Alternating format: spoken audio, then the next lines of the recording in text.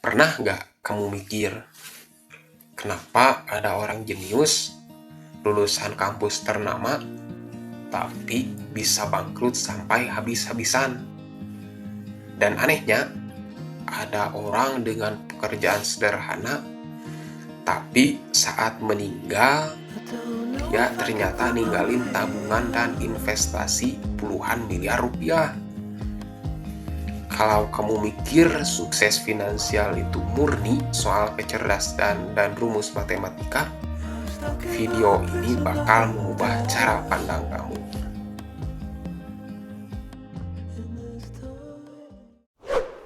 Dua kondisi tadi bukan karangan ya. Ini cerita nyata tentang Ronald Read dan Richard Fuscon. Ronald Read adalah seorang mekanik SPBU dan petugas kebersihan di Amerika. Tapi saat meninggal di usia 92 tahun, dia punya kekayaan bernilai hampir 8 juta dolar AS atau sekitar 120 miliar rupiah. Sebaliknya, Richard Fuscon adalah eksekutif berpendidikan tinggi di Wall Street.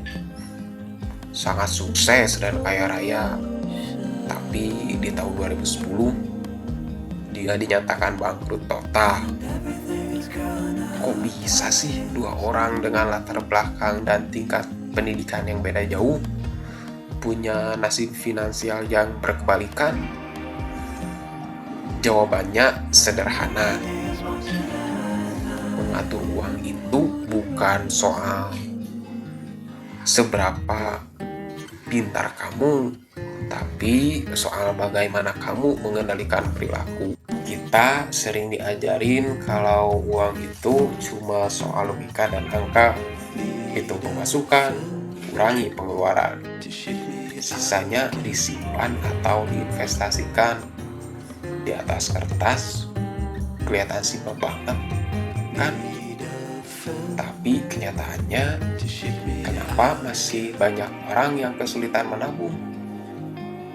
Kenapa kita sering beli barang yang sebenarnya gak terlalu kita butuhin, cuma gara-gara lagi stres atau pengen kelihatan keren di depan orang lain?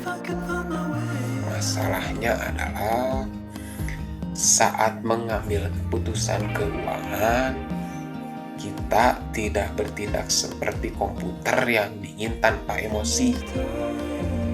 Kita mengambil keputusan di meja makan saat lagi emosi, lagi lelah habis kerja, atau lagi mencari pengakuan dari lingkungan. Buku terkenal karya Morgan Housel berjudul The Psychology of Money menjelaskan konsep ini dengan sangat tajam.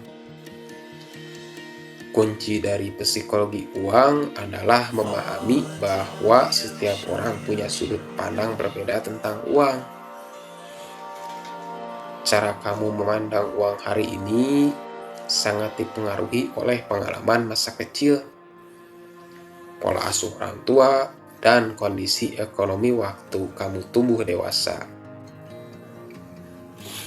Orang yang tumbuh di keluarga yang kesulitan finansial saat krisis bakal punya respons emosional yang beda jauh dibanding orang yang lahir di kondisi berkecukupan. Dan uniknya, gak ada yang sepenuhnya salah atau benar.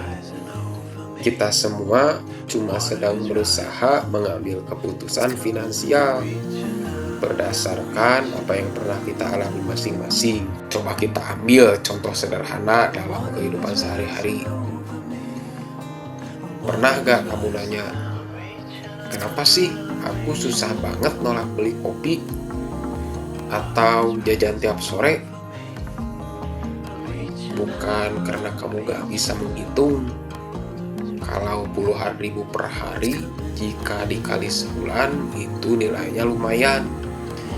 Kamu paham hitungannya. Tapi emosi kamu butuh penyegaran instan. Otak kamu merasa, aku udah kerja keras seharian, aku berhak dapat hadiah kecil ini dong. Ini yang dalam psikologi disebut instant gratification atau pencarian kepuasan instan. Contoh lain, kenaikan gaya hidup misalnya. Begitu penghasilan kamu naik, apakah tabungan kamu otomatis bertambah? Seringkali jawabannya belum tentu. Karena begitu gaji naik, standar kebutuhan kita seringkali ikut ditarik ke atas. Yang tadinya makan sederhana cukup, sekarang merasa harus makan di tempat mahal. Ini yang dinamakan lifestyle creep. Secara psikologis, keberhasilan finansial sebenarnya lebih membutuhkan pengendalian diri ketimbang IQ tinggi. Ada 3 prinsip penting dalam psikologi uang yang bisa kita pelajari. Pertama, definisi cukup. Sangat sulit menahan diri kalau kita terus membandingkan diri dengan orang lain. Selalu ada orang yang punya barang lebih mahal atau gaya hidup lebih mewah. Tanpa rasa cukup, kita bakal terjebak mengejar standar orang lain tanpa batas. Kedua, keajaiban waktu dan konsistensi. Banyak orang terjebak ingin kaya secara instan, padahal kekayaan yang stabil biasanya dibangun dari kebiasaan kecil yang konsisten dalam jangka panjang. Investor legendaris Warren Buffett bisa sangat kaya salah satunya karena dia sudah mulai membeli saham pertamanya sejak usia 11 tahun dan terus konsisten selama belasan dekade. Ketiga, kebebasan waktu.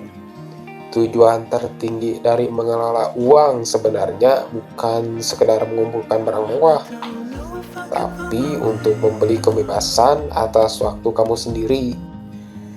Punya dana darurat atau tabungan berarti kamu punya pilihan dan kendali atas hidupmu. Jadi, apa kesimpulannya? Para pakar keuangan sering mengibaratkan bahwa mengelola keuangan itu ibarat 80% perilaku dan pengendalian diri. Sedangkan 20%-nya adalah pengetahuan teknis. Pengetahuan matematika dan instrumen investasi itu penting sebagai alat. Tapi perilakumu yang menentukan apakah alat itu akan membawamu ke kebebasan finansial atau justru ke dalam jebakan utang. Uang adalah alat untuk memberi kamu ketenangan hidup, bukan sekedar alat untuk pamer. Nah, dari pembahasan tadi, kira-kira kebiasaan apa nih yang paling sering bikin keuangan kamu bocor halus? Apakah karena kepuasan instan atau susah menahan diri dari tumpuan promo?